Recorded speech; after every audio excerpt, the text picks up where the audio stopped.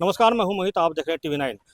पूरे बिहार में एनडीए ने जिस तरह से अपना परचम लहराया है, उसी तरह सीमांचल के एरिया में भी जो है 12 सीट पर एनडीए ने कब्जा जमा लिया है। वहीं जो है पूर्णिया सीट की अगर बात करें तो सभा में 7 सीट है। 7 में जो है महागठबंधन का एक भी सीट नहीं आया है। जिस तरह पप्पू यादव कांग्रेस और आरजेडी को जिताने का दावा कर रहे थे, उनका कहना था कि आप मुझे जो है टिकट दीजिए और यहाँ से हम विधायक को जिता कर भेजेंगे, मगर वो जो अब हो नहीं पाया है। एक तरह से अगर कहा जाए तो पूर्णिया में जो है आरजेडी और जो कांग्रेस है, उसके हार का कारण कहीं न कहीं पप्पू यादव को माना जा रहा है।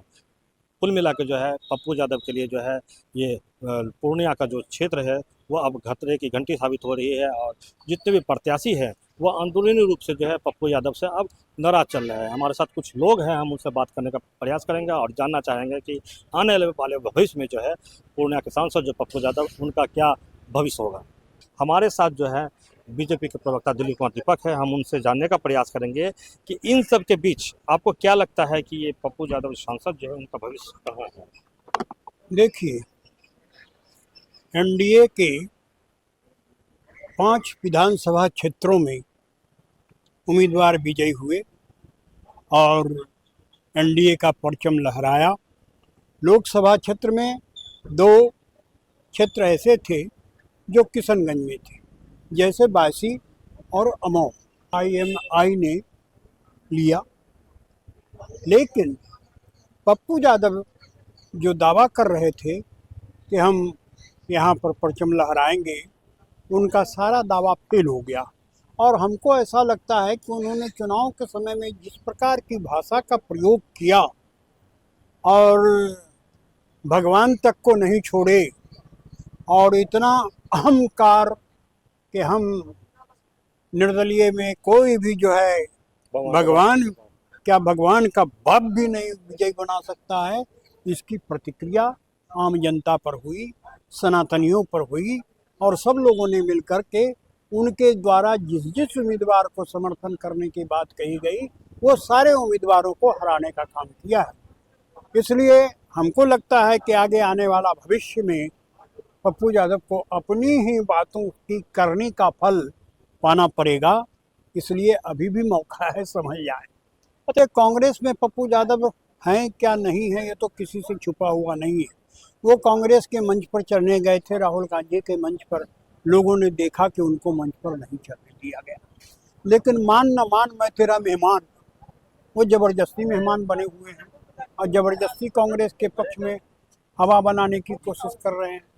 और ऐसे कांग्रेस के पक्ष में हवा बनाने जा रहे हैं जो कांग्रेस डूबती हुई नैया है, जो कब डूब जाएगा कहना मुश्किल है।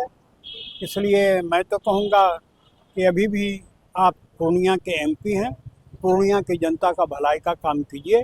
आई भलाई छोड़ करके उटपटांग जो बोलते हैं, इसको उटपटांग बोलना बंद कर दीजिए, तभी आपका कल्याण है। भविष्य क्या लग रहा है पप्पू यादव का पूर्णिया आने वाले समय में अब क्या होगा। अब क्या होगा, अब तो पप्पू यादव दिखार हो गए। सारी जनता ने देख लिया कि उनका कुछ नहीं चला, उनके सारे कैंडिडेट भी बिखर गए। एक कैंडिडेट के बारे में उन्होंने दावा भी किया कि अमौर से हमारा जलील स्थान अगर नहीं जीतेगा तो मैं त्याग पत्र दे दूंगा। अब लोग उसको घेर रहे हैं कि भाई आपने ही तो कहा था कि त्याग पत्र देंगे, हम लोगों ने तो नहीं कहा था कि आप त्याग पत्र दीजिए कि नहीं दीजिए। तो आप जब त्याग पत्र देने की बात करते हैं तो आपके बात का कोई ठिकाना होना चाहिए ना। आप सांसद हैं, कोई हरू गरू नहीं है कि जो मन में आया बक दिए। इसलिए हमको लगता है कि आने वाला भविष्य पप्पू यादव के लिए अच्छा नहीं। हमारे साथ कांग्रेस के प्रवक्ता गौतम वर्मा जी हैं। गौतम जी, एक भी सीट आपका पूर्णिया में नहीं आया, क्या लगता है। पप्पू यादव जितना दावा ठोक रहे थे, दावा तो सारा फेल हो गया। देखिए, पप्पू यादव जी ने जिनको चाहा उनको टिकट दिला दिया, और जिम्मेवारी भी उन्हीं पर था जिताने का। और सबसे दुर्भाग्यपूर्ण बात यह है कि जिस प्रकार से टिकट का खेल हुआ पूरे बिहार में, तो कार्यकर्ताओं की उपेक्षा की गई, कार्यकर्ताओं का मान सम्मान का ख्याल नहीं रखा गया। पूरे बिहार में कार्यकर्ताओं में काफ़ी आक्रोश था, और खासकर माननीय सांसद जी की जो भूमिका रही, उससे भी लोग नाराज थे। तो नाराजगी लोगों ने दिखा दिया। अरे, आप लोग इतने दिन से पुराने कांग्रेसी हैं, बहुत सारे कांग्रेस के नेता, मगर कुछ लोग का कहना है कि पैराशूट से 2 दिन पहले उतरे, उनको टिकट दे दिए, उनका मान सम्मान। तो क्या लगता है कि देखिए- इसमें जनता नकार दिया या पुराने कांग्रेसी को मिलता तो कुछ आप लोग कमाल देखिए कर ये पाते? बात तो सही है कि अभी तो एक जो रिजल्ट आया वो एक तरफा रिजल्ट आ गया, इसका अनुमान किसी को नहीं था कि ऐसा भी हो सकता है। भले उसका तो कोई कारण हो, 10,000 रुपया हो, बिजली मुफ्त हो, वो कारण हो सकता है, लेकिन कार्यकर्ताओं में तो आक्रोश इस बात का था। अब जैसे आफाक साहब को कस्बा में एमएलए थे, कोई कारण नहीं बनता था उनको हटाने का, अगर हटा भी दिया गया था तो एक पुराने कांग्रेसी को वहाँ पर टिकट दिया जाता। आप जो है छत्रपति यादव जी को खगड़िया में उनको हटा करके अब दूसरे व्यक्ति को वहाँ पर आप कैंडिडेट बना दिए, सिटिंग एमएलए को हटा करके बिना कोई कारण के। तो इस प्रकार का मैसेज जो गया पूरे बिहार में, तो कार्यकर्ता में काफी आक्रोश हुआ, कार्यकर्ता नाराज हो गया और कार्यकर्ता को जो ईमानदारी पूर्वक काम करना था वो नहीं किया और हर जगह पूरे बिहार में भीतर घाट हुआ। टिकट बंटवारे में तो राहुल गांधी भी तो नहीं आ रहे थे, वो भी भागे भागे रहते थे। चूंकि तो उपेक्षा देखिए माननीय राहुल गांधी जी ईमानदारी पूर्वक काम कर रहे थे, लेकिन उनके जो सबऑर्डिनेट थे, जो उनको चारों ओर से घेरे हुए थे, वो लोग विश्वासघात करने का काम किया। राहुल गांधी इसमें कहीं दोस्ती नहीं है, लेकिन हाँ, जो राष्ट्रीय महासचिव है, जो बिहार के प्रभारी रहे, जो पूर्णिया जिला के प्रभारी रहे, इन लोगों ने घिनौना काम किया, परिणाम हुआ कि रिजल्ट उल्टा आया। चलिए। और एक कारण यह भी है कि मैं जो समझता हूँ कि पूरे बिहार में कांग्रेस की जो दुर्दशा है वो राजद के कारण ये दुर्दशा है, और जब तक कांग्रेस राजद के साथ रहेगी तब तक यही हाल होते रहेगा। इसको अलग रह करके चुनाव लड़ना पड़ेगा, तभी आपका कार्यकर्ता बनेगा। सजेशन देना चाह रहे हैं कि आने वाले लोकसभा चुनाव में आप अलग अलग लड़िए। एकदम अलग लड़िए, और अलग लड़िएगा तब आपको वर्कर भी रहेगा और वोटर भी बनेगा और कार्यकर्ता भी तैयार होगा, और नहीं तो ऐसा ही पिछलग्गू 50 बरस और रहते रहिए आप। चलिए, देखिए एक बड़ी बात इन्होंने कहा कि आने वाले समय में जो लोकसभा चुनाव हो उसमें कांग्रेस जो है आरजेडी से अलग अब लड़े। हमारे साथ जदयू के भी नेता हैं। ये भारत जोड़ो यात्रा में राहुल गांधी के पीछे इतनी भीड़ आ रही थी, लग रहा था कि यहाँ से जो प्रत्याशी जितेंद्र यादव जो है वो बाजी मार लेंगे, जीत जाएंगे, मगर कहाँ ये हवा कहाँ चला गया? देखिए, भीड़ से कोई वोट नहीं होती। बिहार में नीतीश कुमार जी जो विकास किए, जो महिलाओं को 10,000 रुपया देने का काम किए, रोजगार देने का काम किए, बिजली मुफ्त देने का काम किए, ये फैक्टर रहा, ना कि भीड़ से राहुल गांधी को वोट हो गई। और जो यहाँ ठेकेदार बने हुए थे माननीय सांसद पप्पू यादव जी कि मैं सीमांचल में इतना सीट हमको दीजिए, हम जिता देंगे, उनकी ठेकेदारी खत्म हो गई।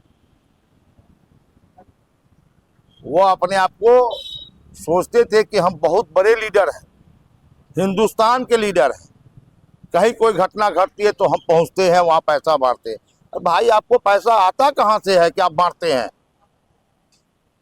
आपके पास था क्या? टिकट बिकने बेचने की बात आई थी, पप्पू यादव पे इल्जाम लगा था, क्या लगता है, क्या सही है आप लोग की नजर में? क्या ये सच्चाई है कि पप्पू यादव जी कांग्रेस के और लोग भी सभी लोग मिलकर टिकट बेचने का काम किए, जिसके कारण यहाँ कांग्रेस के लोग राजद के लोग हारने का काम किया। और सबसे बड़ा फैक्टर है यहाँ विकास। नीतीश कुमार जी जो विकास किए वो फैक्टर है।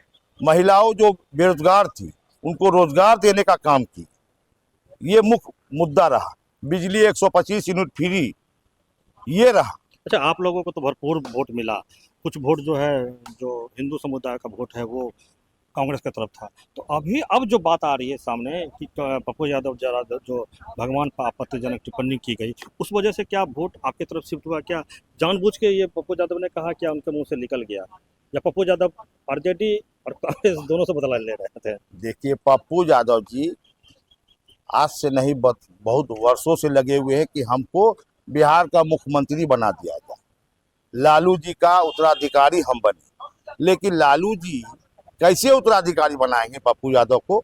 उनको तो अपना बाल बच्चा है, उसको बनाएंगे कि आपको बनाएंगे? तो पप्पू यादव जी सौदा किए, पैसा का सौदा किए, सौदा करके इन्होंने टिकट देने का काम किया, जिसके कारण बिहार में इतनी बड़ी हार हुई और ये भगवान से भी बढ़ गए। जो भगवान अल्लाह इनको पैदा किया, लगता है कि यही अल्लाह भगवान को पैदा किए इस ढंग से। तो क्या लगता है आने वाले समय में आप अगले लोकसभा चुनाव में रहेंगे? नहीं नहीं नहीं, अब तो कहाँ, अब तो जनता समझ चुकी है पप्पू यादव की राजनीति क्या है, इसीलिए आने वाला समय समाप्त हो जाएगी। जिस ढंग से आपके पूर्व सांसद संतोष कुशवाहा जी का हुआ है, उनको धीरज रखना चाहिए संतोष कुशवाहा जी को, लेकिन संतोष कुशवाहा जी धीरज नहीं रखे और माननीय लेसी सिंह के विरोध चुनाव लड़ने चले गए, जिसका परिणाम मिला कि लेसी सिंह 55,000 से लीड कर गई। और वह जो है पप्पू यादव संतोष कुशवाहा के मोटरसाइकिल में बैठा के रोड शो करते थे।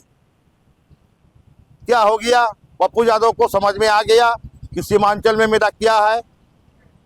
आप हिंदुस्तान का नेता बनते हैं, टिकट बेचने का काम करते हैं, क्या हो गया आपको? सीमांचल का इलाका जो है मुस्लिम बहुल इलाका है। सांसद पप्पू यादव ने जिस तरह से भगवान के प्रति बयान दिया था, ऐसा तो नहीं लगता है कि जो हिंदू वोटर थे वो आरजेडी से निकल गए? जिस तरह धमदाहा सीट आप लोग जीतने का दावा कर रहे थे, बन के माफ करेंगे ये रुपौली सीट जीतने का दावा कर रहे थे, ऐसा तो नहीं लगता उनके बयान के बाद जो है सब वोटर भाग देखिए, गए? आदरणीय सांसद पप्पू यादव जी के बयान से पूर्व ही भारतीय जनता पार्टी के नेताओं ने इस तरह का बयान देकर इस सीमांचल के एरिया में हिंदू मुस्लिम चुनाव को बना चुके थे। आपने देखा होगा कि कसबा में किस तरह विवादित बयान दिया गया। कसबा में एक राज्य के मुख्यमंत्री आकर जो है विवादित बयान देते हैं एक समुदाय के खिलाफ, तो इसका तो परिणाम पहले हिंदू मुस्लिम, तो यहाँ के सीमांचल में भारतीय जनता पार्टी के पास हिंदू मुस्लिम मंदिर मस्जिद के सिवा तो कोई मुद्दा ही नहीं है। ये लोग तो चुनाव ही इसी पर रहते। तो इसमें आदरणीय सांसद पप्पू यादव के बयान से हमको नहीं लगता कि बहुत प्रभाव पड़ा। तो लगता नहीं है कि ये 7 विधानसभा सीट जो हार गए सीमांचल में बुरी तरीके से हार हुई, तो लगता नहीं है कि सांसद पप्पू यादव का जो है अब ग्राफ जो है कम हुआ है, आने वाले समय में उनके लिए भी चुनाव जीतना जो है अब चुनौती होगा? देखिए, हम फिर बोलते हैं, चुनाव विचारधारा और मुद्दे पर होती है। कभी कभी संयोगवश विचारधारा और मुद्दे से भटक कर चुनाव हो जाना अलग है। अब उस समय की परिस्थिति तय करेगी कि बिहार की जनता किस विचारधारा और किस मुद्दे को चुनाव में लाती है।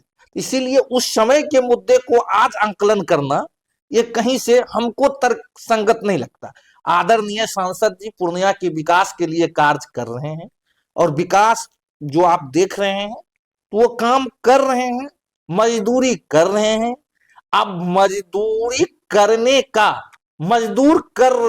मजदूरी कितना मिलेगा ये तो उस समय में देखा जाएगा। बिहार सरकार के खजाने के पैसे से वोट की खरीदारी की गई।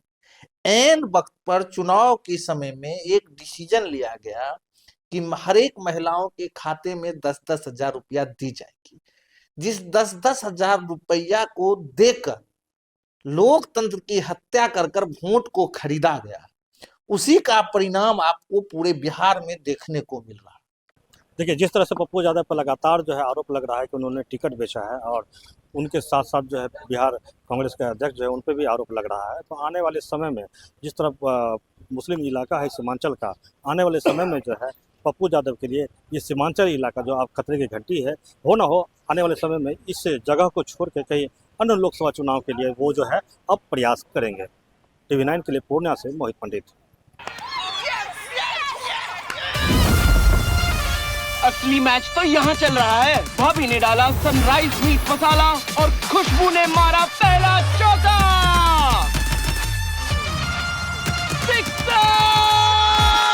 सनराइज मीट मसाला, खाओ खिलाओ और हिट हो जाओ। आइसक्रीम खाने से मुझे दांतों में बहुत झंझनाहट होती थी। फिर मुझे मेरे डेंटिस्ट ने समझाया कि दांतों की ऊपरी परत के घिसने से मुझे नसों में झंझनाहट महसूस होती थी। उन्होंने रोज सेंसोडाइन यूज करने की सलाह दी। सेंसोडाइन दांतों के अंदर जाकर नसों को शांत करता है। Sensodyne works. Co-presented by Vimal Elaichi, Bolo Zuba Kesari. Co-powered by Sensodyne in association with V-Guard Water Heater.